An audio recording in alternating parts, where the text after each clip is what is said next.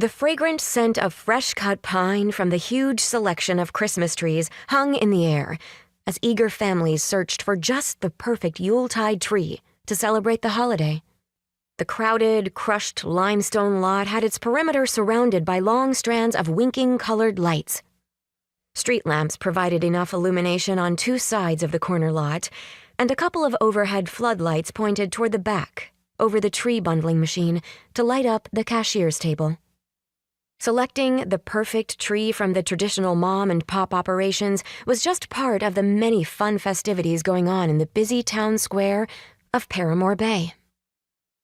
In the summer, the owners ran a small farmers market out of this location that provided many of the townsfolk with produce. Today, they were supplying part of the Christmas joy to all the families awaiting one very special morning. Most of the fun activities were all tied around certain events, like the snowman building competition, or who could make the most original gingerbread house. There was even a small man-made ice rink for those who wanted to skate. Technically, the round area was the small pond in the center of the park that had frozen over. A local vendor had donated the money to build a portable shack to rent skates and sell hot apple cider to patrons. Several children had constructed bunkers for the ultimate snowball battles once there had been enough snowfall. It was up to the Parks Department to keep the combatants contained to willing participants. A well-controlled nightly bonfire was being monitored by the volunteer fire department.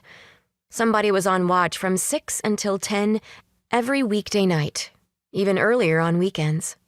As a matter of fact, a group of Christmas carolers were currently swaying back and forth around the warm blaze as they belted out yet another familiar song. I hadn't even mentioned the town's 24-foot Christmas tree that already had a lighting ceremony last weekend. Red and gold silk ribbon had been carefully woven between the many branches, and a star that was brighter than an authentic one had been positioned at the very tip-top. Our local electrician, Ned Gardner, made sure all the colored lights, nativity scene, and our Star of Bethlehem were in good working order prior to every season.